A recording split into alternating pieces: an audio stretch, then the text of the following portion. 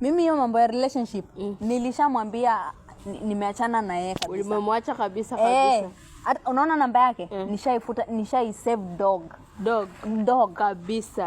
Mena dog kabisa. What do you mean? Mtu hawezi akakupigia ako tu hapo. Ako tu anasema saa zote ako busy.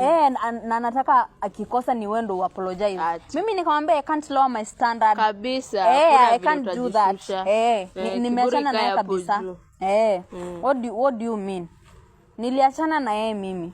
Achana na yeye kabisa. Umekuja kufanya nini? Actually nilikuwa naenda kwako by the way, lakini nimekuona hapa.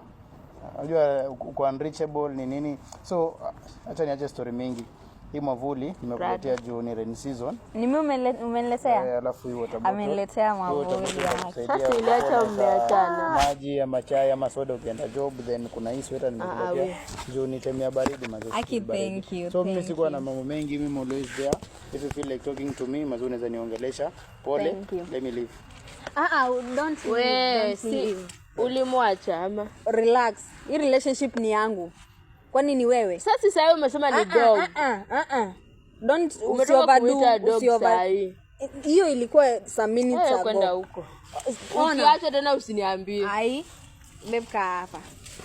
Niambie. Asante kwa kuniletea hizi. You're welcome. I'm sorry I overreacted. Usini block manze. Unajua nilikuwa nasikia vibaya. Kwa sasa unajua mimi nilikuwa concerned, nilikuwa nafikiria vile sasa unahisi baridi maybe. Kumbe uko na sweater. Basi nikupea nyingine basi. Unaona vile na karembo. Hii ndo nitavaa kesho nikienda kazi. Na mwavuli. I want you to feel like a princess. Unajua ukifika hapo hivi. Okay. Basi.